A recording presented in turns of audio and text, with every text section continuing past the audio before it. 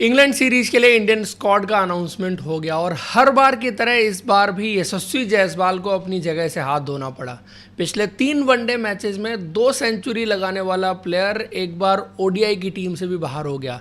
कुछ ऐसा ही हाल हुआ था उनके साथ टी20 क्रिकेट में, जहां पर वो अच्छा कर रहे थे, ठीक ठाक परफॉर्मेंसेस थी, लेकिन प्लेयर्स उनके ऊपर आते गए, खेलते गए और यशस्वी जायसवाल को मौका नहीं मिल रहा। ये बार बार यशस्वी जायसवाल के साथ ही क्यों हो रहा है? क्रिकेटिंग लॉजिक से इस बात को एक्सप्लेन किया जा सकता है कि यशस्वी जायसवाल की जगह क्यों नहीं बनी, जो कि मैं भी आपको दे सकता हूं कि यशस्वी जायसवाल अगर बाहर गए तो उनकी जगह पर एक फास्ट बॉलर आ गया और इंडियन टीम के लिए इस वक्त पर सबसे ज़रूरी चीज़ ये है कि फास्ट बॉलर्स तैयार किए जाएं साउथ अफ्रीका को ध्यान में रखते हुए।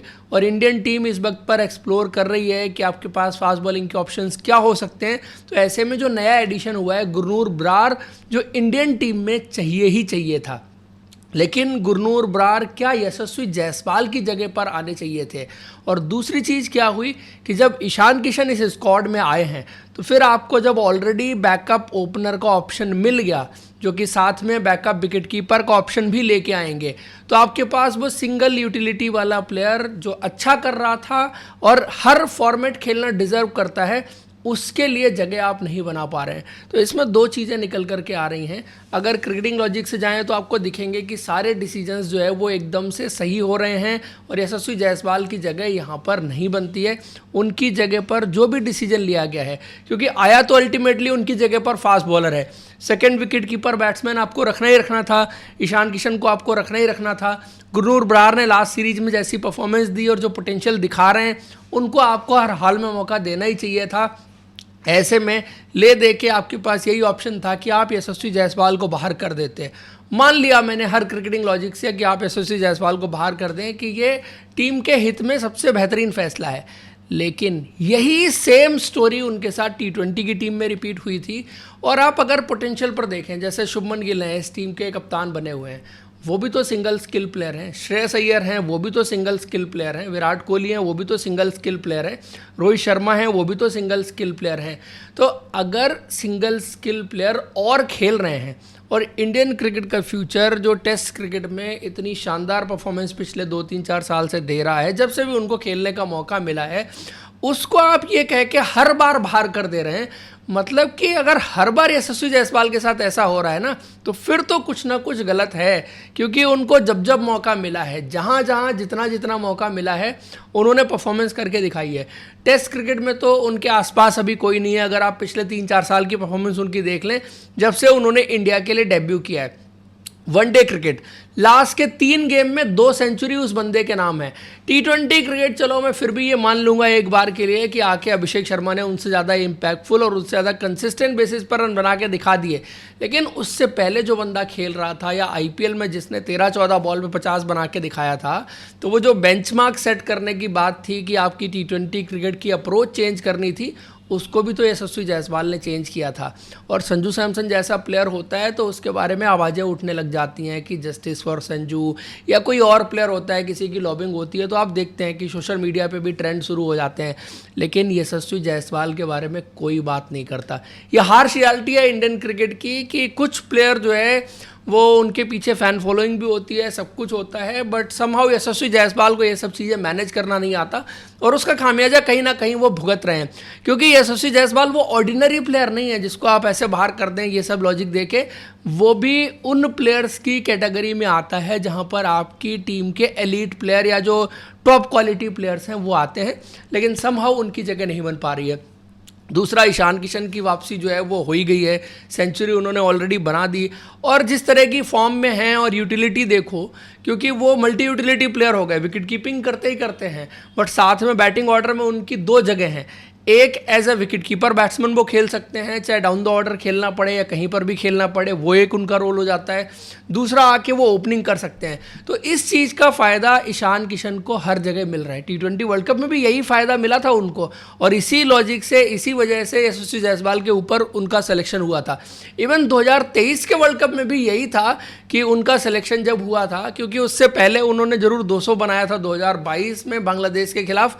उसके बाद जो मैचेस उनको मिले थे वहाँ वहाँ पर परफॉर्मेंस उतनी अच्छी नहीं थी। इवन जो लिमिटेड ओवर क्रिकेट या T20 का फॉर्मेट था वहाँ पर भी थोड़ा बहुत वो स्ट्रगल कर रहे थे, लेकिन उनकी जगह बन गई थी क्योंकि वो मल्टी यूटिलिटी प्लेयर के रूप में आ रहे थे।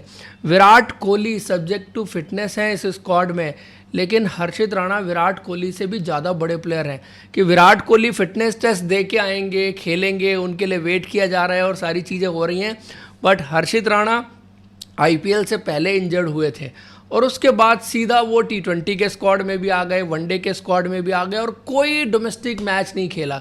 तो ये बात तो तय है कि यार हर्षित राणा आज की डेट में विराट कोहली से ज़्यादा बड़े प्लेयर बन चुके हैं कि उनके लिए कोई सवाल नहीं होगा, कोई प्रोसेस नहीं होगा, कुछ नहीं होगा।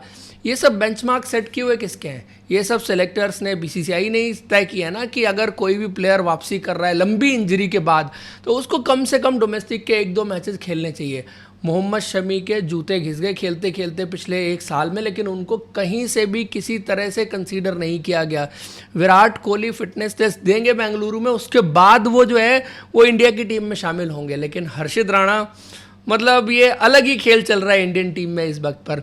उसके अलावा अक्षर पटेल की वापसी हो गई है। अक्षर पटेल जो पिछली सीरीज से बाहर थे और जो कन्फ्यूजन दिख रहा था आपको इंडियन टीम में कि अक्षर पटेल का रोल क्या होने वाला है, इंडिया का बैटिंग ऑर्डर क्या होने वाला है, तो अब देखो एक बात तो साफ है कि रोहित विराट हैं और वो 2027 का वर्ल्ड कप खेलेंगे। अभी बीच में कुछ रिपोर्ट्स आई थी कि इंग्लैंड दौरा आखिरी होगा या नहीं होगा, नहीं सेलेक्ट होंगे, ये सब चीज़ें चल रही थी। लेकिन अगर आप दोनों प्लेयर्स को या किसी भी एक प्लेयर को यहाँ तक लेके आ रहे हैं तो फिर आप आगे भी लेके जाएंगे। इतना टाइम आपके पास नहीं है क्योंकि 15-17 मैचेस ही आप मान लीजिए मोटा मोटा बचे हैं आपके खेलने के लिए बिफोर द 2027 वर्ल्ड कप जो कि साउथ अफ्रीका में खेला जाएगा। तो अगर आपको प्लेयर चेंज ही करने हैं, तैयारी करनी ही थी, मान लीजिए आप फॉर एग्जांपल रोहित शर्मा को बाहर करना चाहते हैं क्योंकि आपको चाहिए कि एक left hander at the top आप ढूंढ रहे हैं कि नहीं आपको एक लेफ्ट हैंडर चाहिए, तो फिर तो आपको यशस्वी जायसवाल को यहाँ खिलाना ही चाहिए था, हर हाल में खिलाना चाहिए था। किसी भी तरह से यशस्वी जायसवाल आपके इस स्क्वाड में होने चाहिए थे। दूसरी चीज़, जो भी सीरीज हो रही है उनको मौका मिलना चाहिए, अदरवाइज फिर वो प्लेयर आप तैयार ही नहीं कर पाएंगे। ये आप एक और क्लियर इंडिकेशन मान सकते हैं कि रोहित शर्मा हो या विराट कोहली हो, वो जो है वो 2027 का वर्ल्ड कप खेलने ही वाले हैं। अब ऐसे में इंडिया का जो बैटिंग ऑर्डर है वो फिर वही बनता है कि आपके 5 ऊपर के जो है वो राइट हैंडर हैं, जिस वजह से अक्षर पटेल नंबर 5 आके चैंपियंस ट्रॉफी में भी खेल रहे थे और उसके बाद जो वनडे क्रिकेट हुई है, इवन जब से गौतम गंभीर ने ज्वाइन किया है तब से 5 नंबर का रोल जो है वो अक्षर पटेल को कंटिन्यूसली दिया गया है। बीच में कुछ और प्लेयर्स भी ट्राई आउट किए गए हैं, लेकिन अक्षर पटेल वापस आ रहे हैं तो मुझे लगता है कि इंडिया उसी कॉम्बिनेशन के साथ, उसी बैटिंग ऑर्डर के साथ खेलेगी जैसे वो चैंपियंस ट्रॉफी में खेल रहे थे। उसके अलावा हार्दिक पांड्या की वापसी जो है वो अभी भी नहीं हो रही है।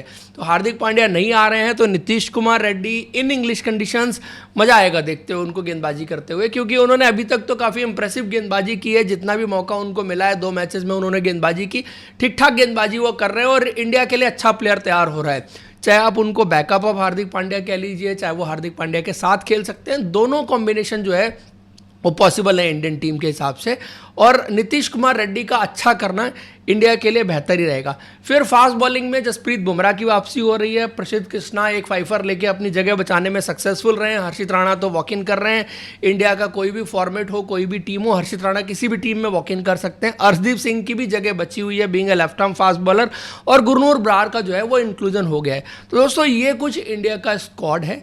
इसके अलावा हमें बात जो है वो इंडिया ए ने जो ट्रायंगुलर सीरीज जीती है उस पर भी करनी है, क्योंकि बड़ी बातें हो रही थी और बातें सब ये कर रहे थे कि यार ये जो इंडिया ए की टीम है घर पर शेर है, IPL में फ्लैट विकेट्स पर खेलते हैं, वहाँ पर बहुत बहुत रन बना देते हैं, ऐसा लगता है कि इनके आसपास कोई नहीं आता और ये दुनिया की सबसे बेहतरीन टीम है।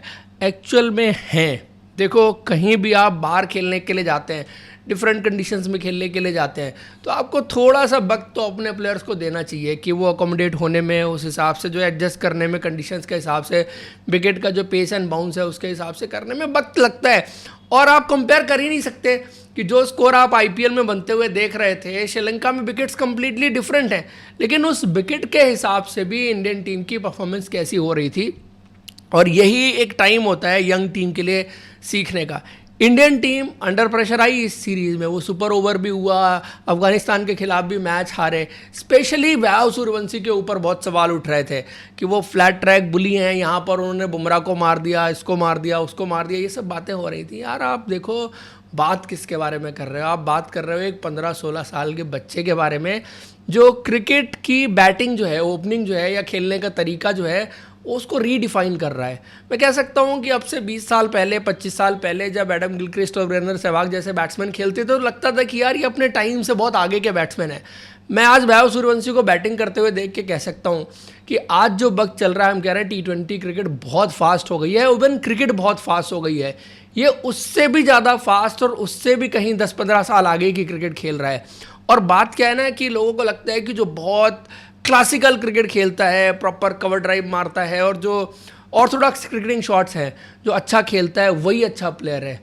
ये आज की मॉडर्न डे क्रिकेट में नहीं होगा, क्योंकि आपकी क्रिकेट अगर फास्ट होगी ना और ज़्यादा तेज़ी से ज़्यादा स्ट्राइक रेट्स रन बनेंगे, पावर गेम बढ़ेगा, तो आपको अनऑर्थोडॉक्स क्रिकेट खेलने वाले प्लेयर ज़्यादा दिखेंगे, अनऑर्थोडॉक्स शॉट्स खेलने वाले प्लेयर ज़्यादा दिखेंगे।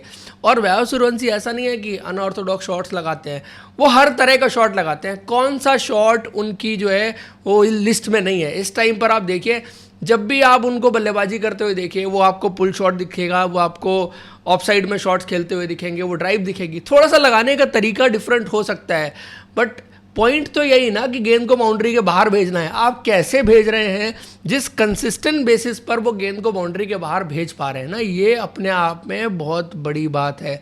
आप शुरू में देखो, उन्होंने 6-7 बॉल खेली थी जिसमें हर बॉल बाउंड्री थी। एक बॉल आई थिंक 7वीं-8वीं बॉल उनकी जो है वो डॉट हुई थी, और फिर 11 बॉल में 50। यार मजाक है क्या? 11 बॉल में 50 आप कहीं भी खेल लीजिए, कैसे भी खेल लीजिए, बनाना इतना आसान नहीं है। कभी भी आप ट्राई करके देख लीजिए, आपको पता लगेगा कि 11 बॉल में 50 आज तक बना नहीं है। युवराज सिंह ने 12 बॉल में 50 बनाया था T20 में, वो रिकॉर्ड आज तक T20 क्रिकेट में कायम है, कोई तोड़ नहीं पाया है। तो आप खुद समझ लीजिए कि 11 बॉल में 50 बनाना जो है वो कितनी बड़ी बात है।